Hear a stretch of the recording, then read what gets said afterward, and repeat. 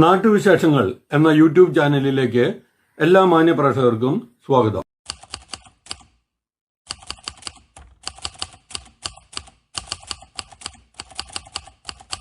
നമ്മളിങ്ങനെ ചെയ്യാന്നുള്ളൂ, ചോദിക്കാനും പറയാനും ഒരു മനുഷ്യരുമില്ല. അല്ല, ഈ റോഡ് പൊളിച്ചിട്ടിട്ട് എത്ര നാളായി? കാലങ്ങൾ എത്രയായി ഇപ്പോൾ? അല്ല, ഈ റോഡ് പൊളിച്ചിട്ടിട്ടേ എത്ര നാളായി? 1.5 മാസത്തോളം ആയിട്ടുണ്ട്. ഇപ്പം ആരാ ചെയ്യണത് എന്താണെന്നൊന്നും നമുക്കറിയില്ല. ഇതിപ്പോൾ ആരോട് പറയാനത്? എല്ലാ റോഡുകളുടെയും സ്ഥിതി തന്നെയാണ്. പൊളിച്ചിടുന്ന റോഡുകൾ മുഴുവൻ പൊളിച്ചിടുക, ബാക്കിയുള്ളത് പണി നടക്കാതിരിക്കുക, ഫണ്ടുകൾ കൊടുക്കാതിരിക്കുക. ആളുകൾക്ക് ചെയ്യുന്നവർക്ക് ഫണ്ട് കിട്ടണ്ടേ?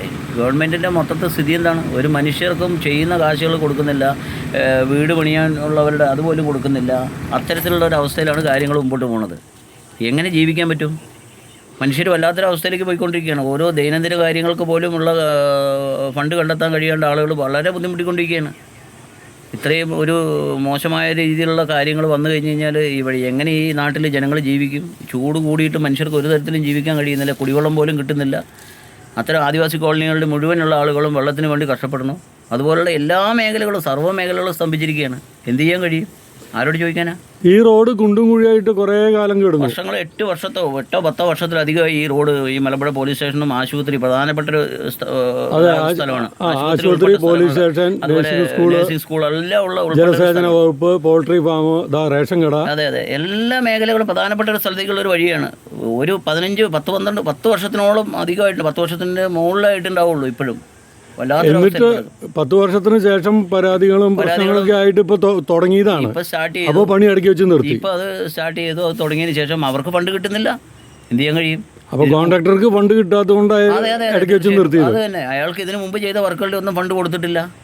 അപ്പോൾ അത്തരം കാര്യങ്ങൾ വരുമ്പോൾ സ്വാഭാവികമായിട്ട് അവരുടെ കയ്യിൽ നിന്ന് കാശെടുത്ത് കൊടുക്കാൻ അവരുടെ സാമ്പത്തികമായിട്ട് അവർക്ക് ബുദ്ധിമുട്ടുണ്ട്. ഇപ്പോൾ ഒരു വർക്ക് ചെയ്യുന്നവരാണെങ്കിൽ ശരി, ഇത് കോൺട്രാക്ടർമാരെന്ന് പറഞ്ഞാൽ സ്ഥിരമായിട്ട് വർക്ക് ചെയ്യുന്നവരല്ലേ, അവർ അവരെയും ബുദ്ധിമുട്ടിച്ചുകൊണ്ടിരിക്കുകയാണ്. നമ്മൾ ഇപ്പോൾ കാണുന്നത് മലമ്പുഴ വനിതാ ITIയുടെ എതിർവശത്തൂടെ പോകുന്ന റോഡാണ്. ഈ വഴിയിലൂടെ പോയാൽ പോൾട്രി ഫാം, റേഷൻ കട, ജലസേചന വകുപ്പിൻ്റെ കാര്യാലയം, പ്രാഥമിക ആരോഗ്യ കേന്ദ്രം, മൃഗാശുപത്രി, സുമിറ്റ് നഴ്സിംഗ് സ്കൂൾ, പോലീസ് സ്റ്റേഷൻ തുടങ്ങിയ സ്ഥാപനങ്ങൾ ഉള്ളതുകൊണ്ട് ഒട്ടേറെ ജനങ്ങളാണ് ഇതുവഴി ദിനം പ്രതി കടന്നു പോകുന്നത്. ഈ റോഡ് കുണ്ടും കുഴിയും നിറഞ്ഞ് 10 വർഷമായി അറ്റകുറ്റപ്പണിയില്ലാതെ കിടക്കുകയായിരുന്നു. പ്രതിഷേധങ്ങൾക്കും മാധ്യമ വാർത്തകൾക്കും പരാതികൾക്കും ഒടുവിലാണ് ഈ റോഡ് പണി ആരംഭിച്ചത്. ഈ റോഡിൻ്റെ ശോചനീയാവസ്ഥ ഇതേ ചാനലിൽ മുമ്പ് കൊടുത്തിരുന്നു. റോഡ് പണി ആരംഭിച്ചുവെങ്കിലും ഇരുവശവും ചാലുകീറി മെറ്റലിട്ട് പണി തൽക്കാലം നിർത്തിയിരിക്കുകയാണ്. ഈ പണി എത്രയും വേഗം പൂർത്തിയാക്കണമെന്ന പൊതുജനങ്ങളുടെ ആവശ്യം ശക്തമായിരിക്കുകയാണ്. സൈഡിൽ മെറ്റലിലൂടെ വാഹനങ്ങൾ സൈഡ് കൊടുക്കുമ്പോൾ ഇരുചക്ര വാഹനങ്ങൾ പലപ്പോഴും മറിഞ്ഞു വീഴാറുണ്ടെന്ന് പരിസരവാസികൾ പറയുന്നു. അപകടങ്ങൾ ഒഴിവാക്കാൻ എത്രയും വേഗം ഈ റോഡ് ശരിയാക്കണമെന്നാണ് ജനങ്ങളുടെ ആവശ്യം. ഈ കാണുന്നത് റേഷൻ കടയാണ്. റേഷൻ കടയുടെ മുന്നിലും മണ്ണ് കൂട്ടിയിട്ടിരിക്കുന്നു.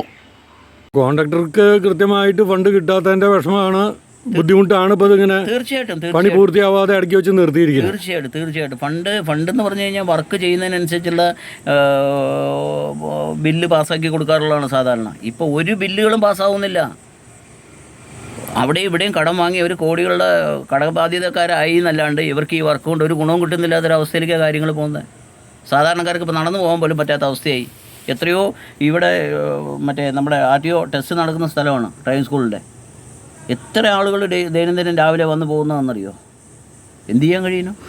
ഈ റോഡെങ്കിലും യുദ്ധകാല അടിസ്ഥാനത്തിൽ ശരിയാക്കാൻ നടപടി എടുക്കേണ്ടതാണ് അല്ലേ?